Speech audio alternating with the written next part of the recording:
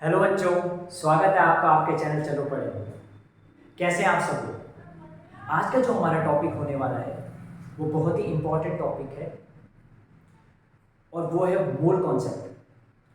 Mole concept class 9 और class 11 दोनों के लिए बहुत ही इंपॉर्टेंट है क्योंकि ये केमिस्ट्री का बेस है। केमिस्ट्री में जितनी भी कैलकुलेशन होती है वो मोल कॉन्सेप्ट पे बेस्ड है।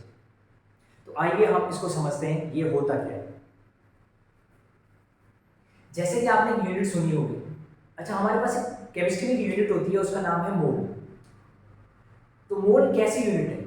जैसे आपने एक यूनिट सुनी होगी 1 डजन, जिसको हिंदी में दर्जन बोलते हैं। तो आपको पता है 1 दर्जन। 1 दर्जन में अगर मैं पूछूं, अगर मैं किसी सब्जी वाले के पास जाऊं और मैं कहूं भैया कि एक एक दर्जन सेब देना, तो वो कितने सेब देगा? तो वो पॉलिथीन में कितने सेब रख देगा? 12 सेब रख देगा। अगर मैं बोलूं भैया कि 1 दर्जन नींबू देना, तो वो कितने नींबू रखेगा? 12 नींबू रखेगा। यानी हमें पता है कि जो 1 दर्जन होता है उसमें जो नंबर ऑफ आर्टिकल्स होते हैं वो कितने होते हैं? 12 नंबर ऑफ आर्टिकल्स होते हैं। यानी अगर मैं किसी किसी भी क्वांटिटी का 1 दर्जन लेता हूं तो उसमें 12 ही आर्टिकल्स आएंगे। बिल्कुल ऐसी ही एक यूनिट है केमिस्ट्री में, उसका नाम है मोल। 1 मोल इज इक्वल टू होता है 6.022 इंटू 10⁻23। अगर मैं कह रहा हूं 1 मोल ऑफ एटम्स, तो 1 मोल ऑफ एटम में 6.022 इंटू 10⁻23 एटम होंगे।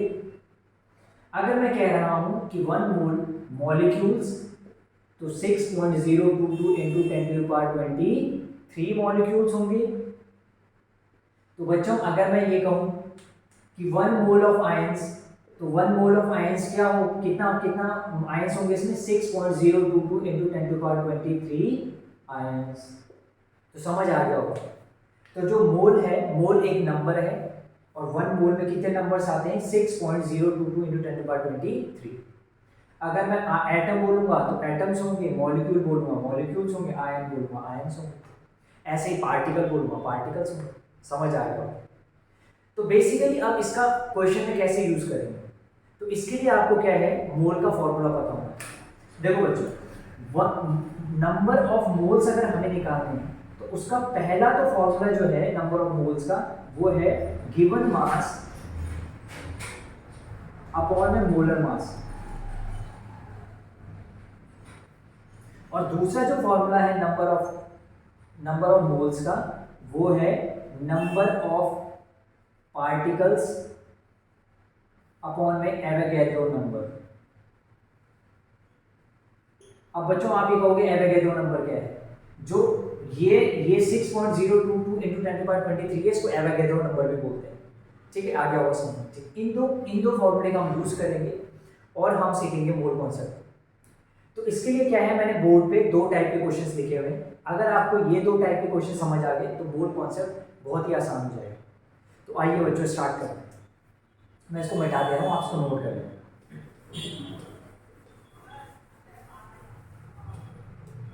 तो पहले टाइप के उसमें क्वेश्चन में लिखा हुआ है कि 48 ग्राम ऑफ ऑक्सीजन गैस।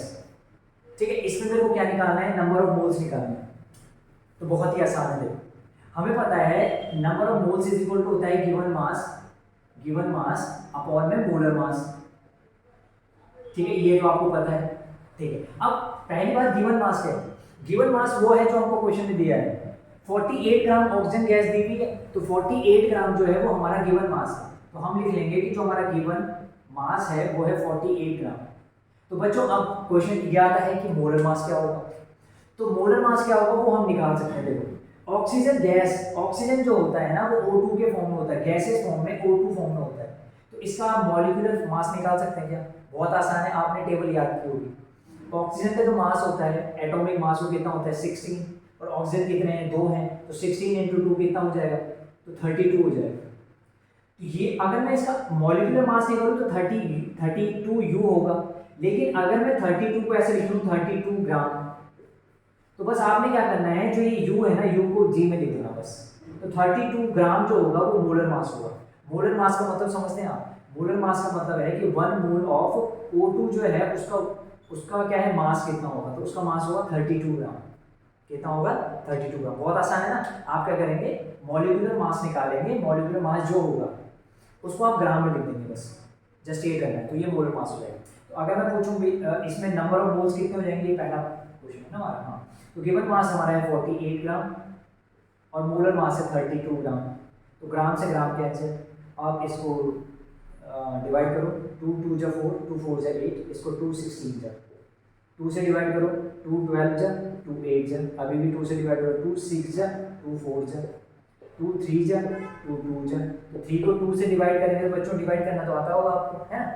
तो डिवाइड करेंगे तो 1.5 हो जाएगा। 3 को 2 से डिवाइड करेंगे कितना आ जाएगा 1.5 मोल्स। तो पहले पार्ट का हमने निकाल दिया, पहले पार्ट में कितने मोल्स है 1.5 मोल्स। आप इसको नोट करें। अब हम सेकंड क्वेश्चन करें, तो इसको इरेज कर देता हूँ, है ना। हाँ, तो इरेज करते हैं। अब देखो जैसे सेकंड क्वेश्चन में दिया हुआ है 18 ग्राम ऑफ H2O मॉलिक्यूल, 18 ग्राम। देखो जो हमको यहाँ पे दिया हुआ है कि H2O मॉलिक्यूल कितना है हमारे पास 18 ग्राम है, इसका मतलब ये हमारे पास गिवन मास है। तो गिवन मास कितना है बच्चों 18 ग्राम। अगर मैं पूछूं कि मोलर मास कितना होगा, तो मोलर मास मैंने अभी निकालना सिखाया है, कैसे निकालेंगे। ये H2O मॉलिक्यूल है ना, इसका मॉलिक्यूलर मास निकाल लो। हाइड्रोजन कितना होता है 1U होता है, हाइड्रोजन 2 है तो 1 × 2 प्लस ऑक्सीजन कितना है 16, 2 1 जा 2 + 16 इज इक्वल टू 2 + 16 कितना है 18U। ये हमारा मॉलिक्यूलर मास हो गया। अगर इस 18U को मैं 18 ग्राम लिख दूं तो ये हमारा मोलर मास हो जाएगा। बच्चों अगर किसी को मॉलिक्यूलर मास निकालना नहीं आता है तो मैंने छोटी सी वीडियो बनाई है, आप उसे देख सकते हैं। तो ये क्या है, ये हमारा क्या आ गया molecular mass, sorry molar mass. ठीक है, अब फॉर्मूले में रख दो। देखो गिवन मास कितना है 18 ग्राम, अपॉन में मोलर मास कितना है 18, तो 18/18 कितना हो जाएगा, 18/18 कितना होता है 18 1 जा 18। तो नंबर ऑफ मोल्स कितने आ गए, तो नंबर ऑफ मोल्स आ गए 1, है ना। बहुत आसान। ठीक, तो अब आपने क्या करना है, ये जो थर्ड वाला है जिसमें 22 ग्राम ऑफ CO2 मॉलिक्यूल, ये खुद से करना है और मुझे कमेंट बॉक्स में बताना है कि कितने मोल्स आए इससे। पहला टाइप आपको समझ आ गया हो, अब हम देखते हैं दूसरा टाइप। तो इसको नोट कर दो। तो आप एक काम करो, स्क्रीनशॉट ले लो उसका, मैं इसको इरेज कर दूँ।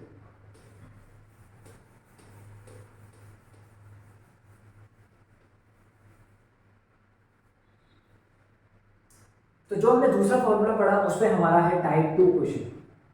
ठीक है, टाइप 2 क्वेश्चन में क्या क्या दिया हुआ है, देखो इस क्वेश्चन में दिया हुआ है कि 12.044 × 10⁻23 particle of any atom.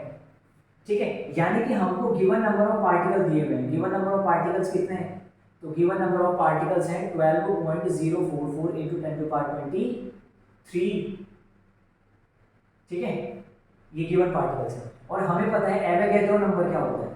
Avogadro number यानी कि एक मोल में कितने पार्टिकल होते हैं, एक मोल में पार्टिकल होते हैं 6.022 × 10⁻23। हमें दूसरा फॉर्मूला पता है कि number of moles is equal to कितना होता है, नंबर ऑफ मोल्स होता है given number of particles upon में एवोगैड्रो नंबर। तो देखो गिवन नंबर ऑफ पार्टिकल्स कितने, देखो देखो देखो देखो गिवन नंबर ऑफ पार्टिकल कितने कितने कितने कितने कितने, तो 12.044 × 10⁻23 अपॉन में एवोगैड्रो नंबर कितना है 6.022 × 10⁻23। अगर आपको एवोगैड्रो में कंफ्यूजन हो रहा है तो आप सीधे सीधे देखेंगे एक मोल में कितने पार्टिकल्स होते हैं, एक मोल में इतने पार्टिकल्स होते हैं और गिवन नंबर ऑफ पार्टिकल इतने हैं। 10⁻23 से 10⁻23 क्या हो गया कैंसिल। ठीक है, देखो यहाँ 3 प्लेस के बाद पॉइंट है, इधर भी 3 प्लेस के पॉइंट है, पॉइंट हटा दो यहाँ से। ठीक है, अब देखो अगर आप देखोगे ये वाली जो वैल्यू है, मतलब ये जो ऊपर जो वैल्यू है वो इस वैल्यू की डबल है बिल्कुल। इसको जब डिवाइड करोगे तो आपका आ जाएगा 2, एन कितना आ जाएगा 2। तो आप इसको डिवाइड कर सकते हैं ना, वो आसान है। एन कितना आ गया 2।